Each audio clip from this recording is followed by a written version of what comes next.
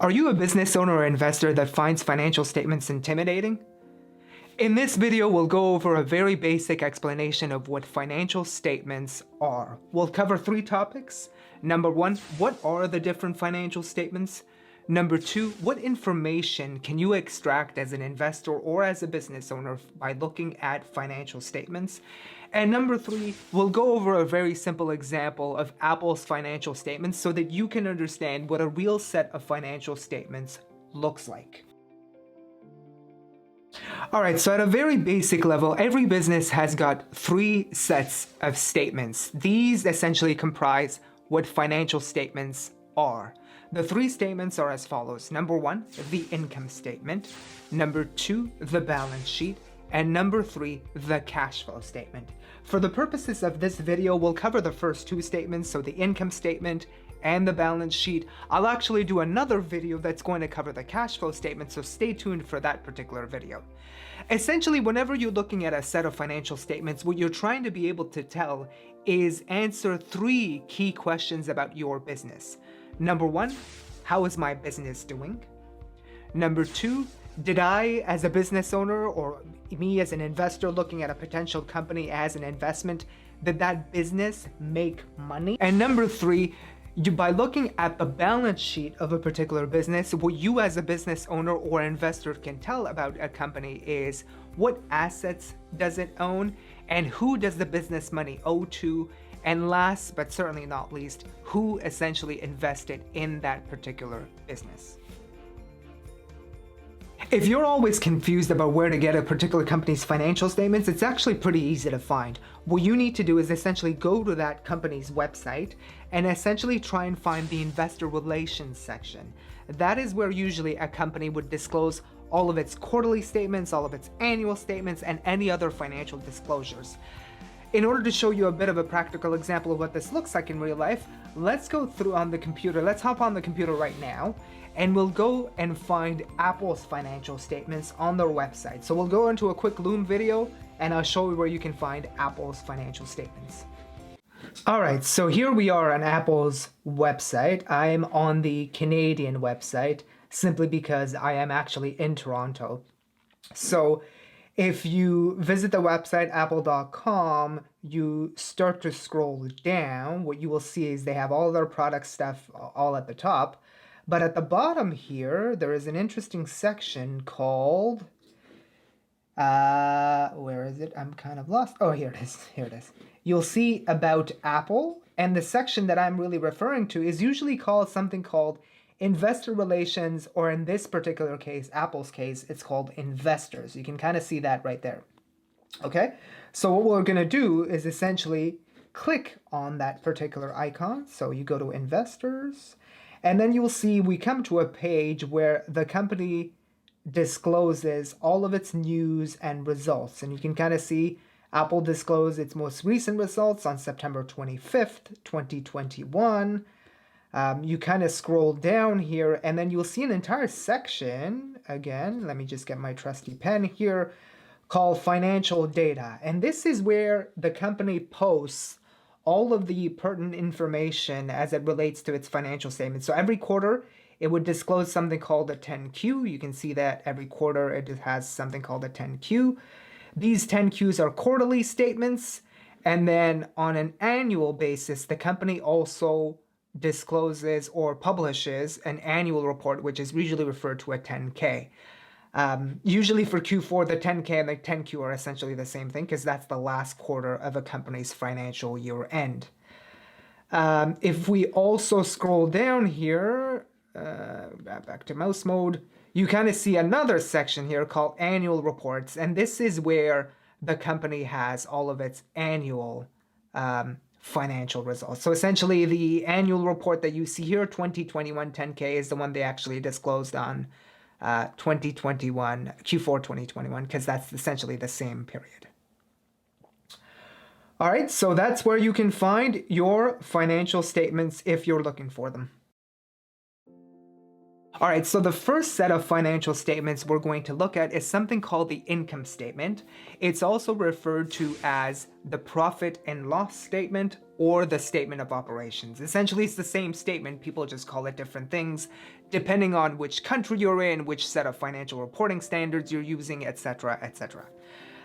Essentially, what the income statement is trying to tell you as an investor and a business owner is how much did this business make? That's the one question that the income statement helps you answer.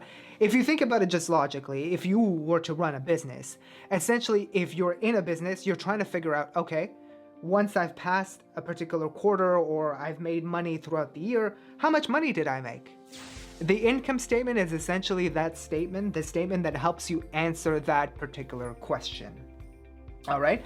So that when at a very, very high level, the income statement essentially includes two main things. It includes revenue and expenses. Revenues are anything that you've sold, any type of product or service that you're selling to customers and then collecting money. Anytime that particular transaction occurs, that's usually recorded as revenue on the financial statements. And then any type of expenses that the business has, usually that's all booked as an expense on the income statement. If you take your revenue minus your expenses, you're left with profit. Profit is, self-explanatory. That's essentially how much money the business made throughout a particular period. Okay, the one thing to know about the income statement as well is a lot of investors sort of look at, or business owners try to look at trends on an income statement. They want to see revenue growth. So the revenue amount you're posting each year is growing. They want to see that the profit for the business is growing, which then sort of tells investors and business owners, etc., that the business is actually doing well, it's growing, it's capturing market share, its product and services are resonating with customers. That is essentially what you want to see in a really good business. You want to see that revenue and profit line grow over time. There's one more important thing that you need to know about the income statement. The income statement is one that basically tells you how much money, how much revenue, profit a business has made over a particular period. So it usually tells you how much money a business has made over a particular year, a particular quarter, particular month. You can also have daily P&L, so you can know how much money you've made during a particular day. But essentially, the income statement is one statement that tells you how much money a business has made over a particular period. This is quite different from the balance sheet, which we will cover next. So just remember this. Whenever you're looking at an income statement, it's usually done for a period of time. All right, so the next statement is something called the balance sheet. The balance sheet is one where some newer business owners sort of get confused by. Essentially, what the balance sheet is trying to do is record everything that your business owns. You think about financial statements as a household. A household throughout the entire year has expenses. You have a mortgage, you have utility bills, etc., etc., etc. At the end of the year, you can kind of see, like, let's say we're getting to the end of 2021 as a household, you can do your own set of financial statements. You can calculate how much money the household has spent. And at the end of the year, you sort of inventory what's left in the home, like how much toilet paper you have, how many computers you have, all that sort of stuff. You can add up at the end of the year, and that basically tells you what the status is of your home. A business works the exact same way. The profit and loss statement tells you how much money you've made, how much you had in terms of expenses, and then the balance sheet is really that accounting that comes at the end of the year, which tells you at a particular point in time, like on December 31st, 2021, what did we have in our home or in our company? What was in our company? So what did our company own? Those are usually recorded as assets. So any type of machinery, any cars that the company owns, computers, etc., that's usually recorded as assets on a particular company's balance sheet. And then the balance sheet also tells a business owner or an investor how much money the company owes to its creditors or debtors. So how much money does the business basically owe to other people, creditors and debtors. It also tells you how much equity, how much people have actually invested in the company. That's usually in a section called shareholders' equity. So you can kind of see my analogy about a home is quite apt and applicable in this particular situation as well, because if you look at a home at a particular point in time, let's say you evaluate the balance sheet of your own home, what you will see at the end of the year is you have all of your assets in the home. So you have furniture, you have equipment in your home, you have computers, etc. All of those things can be construed as assets. The house itself is also an asset. However, on the left side of your home's balance sheet, you likely have something like a mortgage, which you owe to the bank. So that would be classified as a liability for your home. So hopefully that makes it a bit clear as to what a balance sheet is and how that's kind of different from what an income statement is. Alright, so for this last part of the video, we'll do a simple walk through Apple's financial statements so that you as a business owner or an investor can sort of understand what are the different components on a set of financial statements. I tend to find that the best way to learn a lot of finance and accounting knowledge is to really dive in and touch the real thing and see how it's actually applied in real life. I think going through this set of statements that we'll cover right now, you're basically going to be able to understand what are the different major components on Apple's income statement and balance sheet and how they relate to how the company is particularly doing. And then what we'll also do is talk about some things that you should sometimes watch out for in terms of just trend analysis, etc., etc. So let's dive into the next Loom video and we'll walk through Apple's financial statements.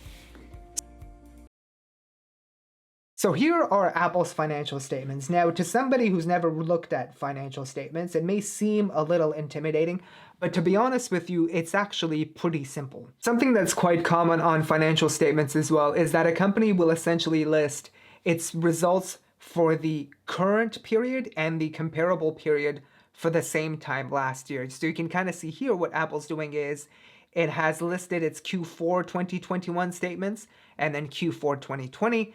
And then full year 2021 and full year 2020. So you can kind of see for the full year 2021, Apple made $365 billion in revenue. And then if we just look at some of the different categories, it made a profit of $94 billion. Essentially, a company's financial statements are generally pretty easy to read simply because they always usually start in the same way. You start with revenue first, and then you have expenses. So these are all of Apple's expenses. Apologies for my crappy drawing. It's really crap. And then you have net income or profit at the bottom. Net income, it essentially means profit. Usually for a public company's financial statements, you also have something called EPS or earnings per share. These are the numbers that you hear a lot of Wall Street analysts quote. So they're always trying to say, oh, did the company miss estimates or miss earnings estimates? Did it beat, etc., etc.? They usually look at these numbers right here. And then what Apple does at the bottom as well, this is sort of extra information for its investors and followers, etc., and other stakeholders. It reports sales by geographical area, so Americas, Europe, Greater China, Japan, rest of Pacific, and sales by categories, so which products, the different products that Apple sells, and how much each of them have made in sales. So you can kind of see if Apple made $365 billion in total sales, that $365 billion is the same number right here. It's just divided by each geographical area, and then the $365 billion is at the bottom here, but just divide it into each of Apple's products. So you can kind of see, like iPhone, for example, made $192 billion almost of the $365 billion-ish that Apple made in revenue. So that way you can kind of see some of those, how that extra information sort of helps investor be able to tell, okay, how much did Apple make in sales in America? How much did they make in sales in from the iPhone, etc., etc. In terms of some of the trend analysis that some investors do, this is something that you can kind of see here that investors like to see. So last year, full year last year in 2020, for the fiscal year 2020, Apple made $375 billion in revenue, and then that jumped up to $365 billion in 2021. So you can kind of see that revenue number grew, which is amazing to see. You can kind of see because revenue grew, profits also grew. They were $57 billion last year. They're now $94 billion. So again, a trend that investors like to see is that growth in profit. Okay, so that covers Apple's income statement, or what they are calling statement of operations. Like I said, it's really, the income statement's given a few names: statement of operations, profit and loss, or income statement.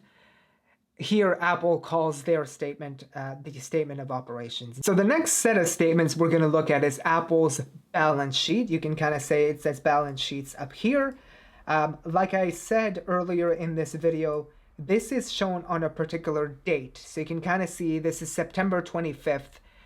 So what this is basically telling you, these are all of Apple's assets, liabilities, and equity on this date. It's very different than the income statement, which I want to go back to really quickly. You can kind of see what Apple's doing here. Again, let me get my trusty pen. Just give me a second. You can see these are over a certain particular period. 3 months ended, 12 months ended for this particular category. If you go to the balance sheet, you don't see any of that. You don't see 3 months ended, 12 months ended. You just see a date. And that's because the balance sheet, like I was saying before, is done at a particular point in time. All right, so what we can kind of see here on this particular statement is the balance sheet usually starts with something called current assets, non-current assets, current liabilities, and non-current liabilities. Essentially, anything that the business owns, like I was saying before, is an asset. So in this categories, anything that the business owes to its debtors and creditors is usually a liability. So think about liability as Apple's debts. Assets are things that Apple owns. Usually, everything that the company owns is divided into two major categories: current assets, non-current assets. Current assets are usually assets that can sort of be liquidated within the next year. So they're pretty, like things like cash, you can liquidate it, or you can liquidate essentially means you can take out cash at any time. Marketable securities, these are investments that Apple have. Those are probably stock investments, etc. Those are pretty easy to get. Inventories, these are like iPhones or iPads that the company has an inventory that it could sell. So that's pretty easy to sell as well. You can probably sell them in the next year. Things that are usually considered non-current in nature tend to be things like property, plant, and equipment. So this is like Apple's, spaceship building in Cupertino. That is something that is not easy to sell. If you were to sell that building, it would likely take you time. So that's listed as something that is non-current. You can't really sell it in the next year. It's likely going to last you a few years. That's why the accounting standards require you to basically list it as a non-current asset. And then you have things like current liabilities and non-current liabilities. Current liabilities usually are things due within the next year. So similar to sort of current assets, they are liabilities that are due within the year. And then liabilities that are more longer term, things like term debt that are probably due in future years, let's say 2025, 2026. So I'm not sure what the terms are of Apple's debt, but let's say they're due in 5 years or 10 years down the road. Those are usually listed as non-current liabilities. And last but certainly not least, you have one more section on the balance sheet, which is called shareholders' equity. And this section essentially tells you as an investor or business owner how much equity, so how much money has been invested in the business. And something called retained earnings, you'll always see this number here. That's essentially how much profit the company has maintained over time after it's paid dividends to its stockholders. All right, so that is a nice sort of overview of what a balance sheet typically looks like. All right, so I hope you found that video helpful and learned something about financial statements. Hopefully this was a nice sort of introduction about how a real set of financial statements for a particular company like Apple works. What are the different components? What are the different items? What is the information you can kind of gather by looking at those particular statements? If you like this video, please give it a thumbs up. The CFO channel aims to drop weekly videos on Sundays about general finance and accounting knowledge so that we can demystify a lot of complicated accounting and finance concepts. If you're interested in learning how financials model works and how business models work, make sure you subscribe to our channel.